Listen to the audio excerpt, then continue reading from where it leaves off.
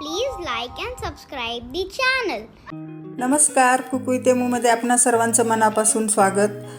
आजच्या भागात आपण बघणार आहोत हापूस आंबा आणि राजापुरी कैरीचा वर्षभर टिकणारा साखर आंबा. चला तर मग त्यासाठी काय काय साहित्य लागणार ते बघू. पहिले तर साखर आंबा करण्यासाठी साहित्य काय काय लागणार ते बघू. तसं तर या साखर आंब्यासाठी साहित्य फार कमी लागतं. इथं मी मध्यम आकाराचे 2 हापूस आंबे घेतले. आंबे घेताना ते पिकलेले पण कडक घ्यायचे. हे पहा, माझे आंबे कडक आहेत आणि पिकलेले पण आहेत. आणि ही एक मध्यम आकाराची कडक आणि ताजी राजापुरी कैरी, ती वजनाने 350 ग्रॅम आहे. इथं सुरुवातीला अर्धा किलो साखर घेतली. अंदाजे कैरीच्या वजनाच्या दुप्पट साखर लागते. उरलेली 125 ग्रॅम साखर आंबा तयार होत आला की त्याची टेस्ट बघून त्यामध्ये साखर घालणार. आणि ह्या घेतलेत 15 ते 20 केशर काड्या. साहित्य बघून झाले. आता साखर आंबा करायला सुरुवात करू. सुरुवातीला ही राजापुरी कैरी किसून घ्यायची, पण त्या अगोदर ही कैरी मी स्वच्छ धुवून पुसून घेतली. आता तिचं वरचं देठाकडचा भाग काढून टाकायचा आणि साल काढून घ्यायची सगळी. या पद्धतीने सगळी साल काढून घेते. ही कैरीची साल काढून झाली. आता कैरी किसायची. मी या होलनी कैरी किसणार आहे, त्यामुळे किस अगदी मोठा होत नाही किंवा अगदी बारीक होत नाही, अगदी मीडियम साईजचा होतो. हे पाक या पद्धतीने सगळी कैरी किसून घेतली. आता हा किस चाळणीतनं वाफवून घ्यायचा. त्यासाठी पातेल्यात 2 ग्लास पाणी घातले, त्याच्यावर चाळणी ठेवली. आता ह्या चाळणीवर कॉटनचा रुमाल टाकला आहे आणि त्याच्यावर हा किस पसरून टाकायचा. या पद्धतीने पसरायचा आणि त्यामध्ये झाकणाचं पाणी पडू नये म्हणून उरलेल्या कपड्यांनी झाकून ठेवायचं आणि वरून झाकण ठेवायचं आणि 15 ते 20 मिनिट मीडियम गॅसवर त्याला वाफ द्यायची. किसाला वाफ येते तोपर्यंत आपण बाकीची तयारी करून घेऊ.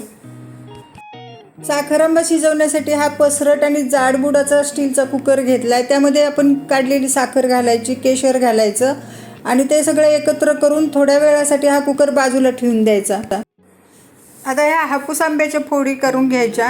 हे आंबे मी स्वच्छ धुवून पुसून घेतलेत. हा आंब्याचा देठाकडचा भाग काढून टाकायचा आणि सुरीने आडव्या भागाच्या फोडी काढून घ्यायच्या दोन्ही बाजूच्या. हे पहा, दोन्ही बाजूचे फोडी निघालेत.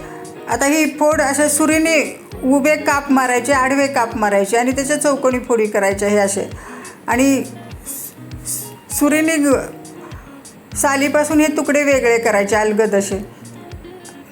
हे पहा, हे सहज निघत आहेत.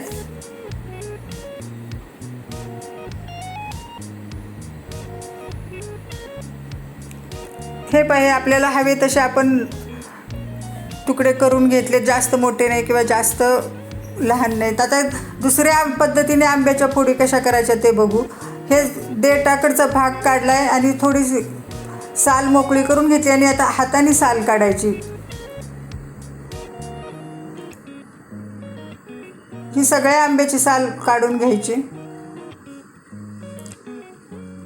ही साल काढून झालेली आहे. आता सुरीने त्याला उभ्या चिरा द्यायच्या. थोड्या थोड्या अंतराने ह्या उभ्या चिरा.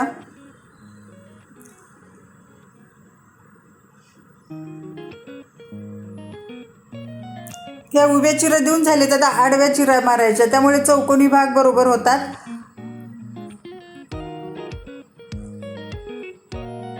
ह्या आडव्या चिरा मारून झाल्या. आता अलगद कोळीपासून ह्या गर बाजूला काढून घ्यायचा आणि बरोबर आपल्याला हवे तसे तुकडे पडतायत त्याचे.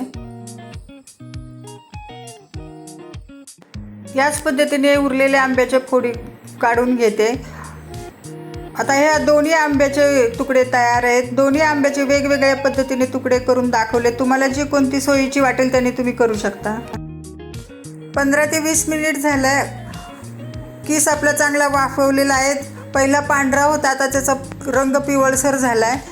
आता हा गरमच किस साखरेमध्ये घालायचा. कुकरमध्ये साखर काढली त्यामध्ये.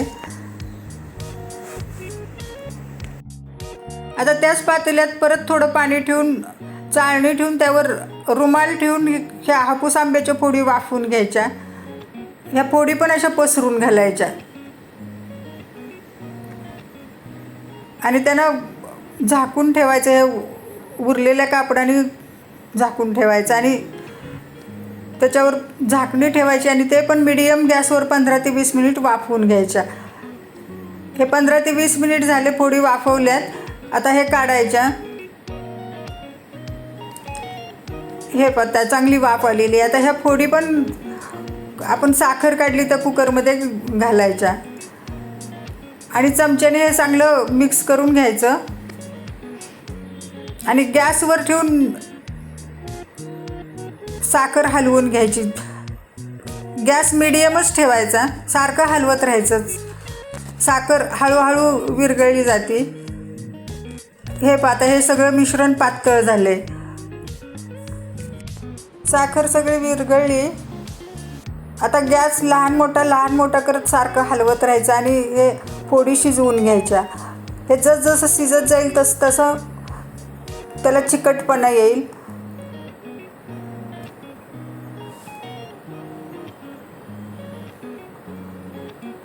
हे पाहता, गॅस बारीक केलाय, परत हलवून घ्यायचं सारखं असं. हे परत मोठा करायचा.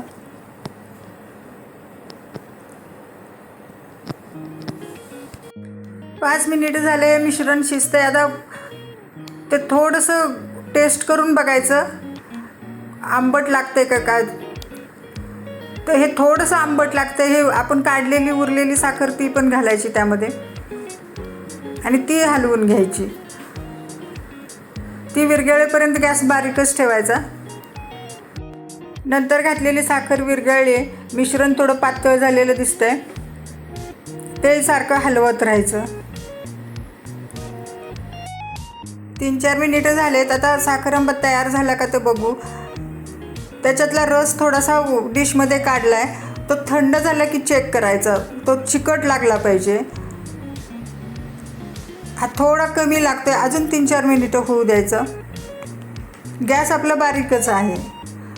हे 3-4 मिनिटं झाले, परत चेक करू. थोडं थंड होऊ द्यायचं. हे पाहे, चिकट लागते, तार येते त्याला. हा साखर आंबा तयार झाला आहे. हा गॅस बंद करून खाली उतरवून भांड्यातच सारखा हलवून थंड करायचा. हा हापूस आंब्याच्या फोडी केशर घालून केलेला रसदार शाही साखर आंबा तयार आहे. हा तयार साखर आंबा काचेच्या बरणीत भरून वर्षभरासाठी स्टोअर करू शकतो. अजिबात खराब होत नाही. या साखर आंब्यात हापूस आंब्याच्या फोडी घातल्याने तो खूपच चविष्ट लागतो.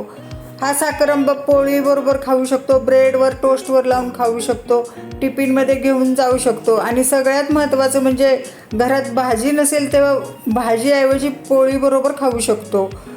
तुम्हाला ही हापूस आंब्याच्या फोडी घालून केलेली साखर आंब्याची रेसिपी कशी वाटली? आवडली तर लाईक शेअर करा. परत भेटू नवीन रेसिपी बरोबर. तोपर्यंत धन्यवाद. चॅनलला सबस्क्राईब करा आणि घंटी वाजवायला विसरू नका.